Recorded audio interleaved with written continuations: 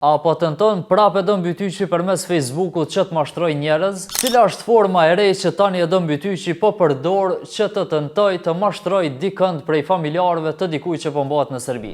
Autoritetet serbe kanë arrestuar një tjetër qytetar të Kosovës, ish pjesëtar të ushtrisë lirimtare të Kosovës.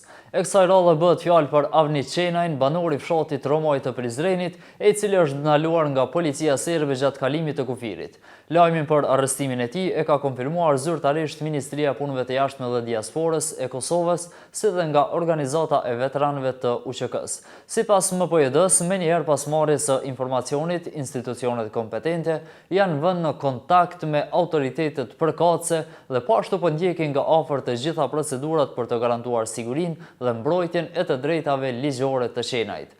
Organizata e veteranëve të ushtrisë lirimtare të Kosovës ka reaguar duke dënuar ashpër këtë arrestim, të cilin e cilëson si pjesë të një praktike të vazhdueshme të Serbisë kundër ish luftëtarëve të UÇK-s. Derisa Avni Qenaj tani po mbahet në burg serb, këtë moment ka tentuar që ta shfrytëzoj edhe për përfitime personale i kërkuari nga policia e Kosovës e dëmbytyqi. E doni përmes rrjetit social Facebook i shkroi një antari të familjes Qenaj, duke i thënë se Avniun e kanë sjellur në burg të Serbisë, ku po qëndron kinse edhe ai. E dëmbytyqi që njihet tashmë për mashtrime përmes profileve të tij të rreme, i ka thënë familjarit të arrestuarit se dëshiron të ja jap një numër të avokatit, e që me gjas tenton të më vonë që përmes këtij numri të paraqitet vetë si avokat për t'ju marrë para më pas familjes Qenaj, veçantari i tyre ndodhet padrejtisht në burgjet e Serbisë. Në anën tjetër, për rastin ka reaguar edhe avokati Arjanit Koci, i cili ka theksuar se ndonë se shqetësimi është i drejtë dhe rreziku real, qasja e institucioneve nuk duhet të prodhoj frikë apo ndjenjë dorëzimi tek qytetarët. Sipas tij, thirrjet për të mos kaluar nëpër Serbi duhet të shoqërohen me masa konkrete dhe zgjidhje praktike. Kur thua mos shkoni, duhet të tregosh edhe se si t'ju mbrojmë dhe çfarë zgjidhje po ju ofrojmë. Përndryshe, thirrja mbetet e cunguar dhe krijon pasiguri, ka deklaruar Koci. Ai ka kërkuar nga shteti që paralajmërimet të shoqërohen edhe me veprime konkrete, duke përmendur ofrimin e rrugëve alternative të sigurta për diasporën, garanci për mbrojtjen konsullore të menjëhershme, koordinim me shtetet mike, masa reciproke dhe presion të vazhdueshëm diplomatik ndaj Serbisë.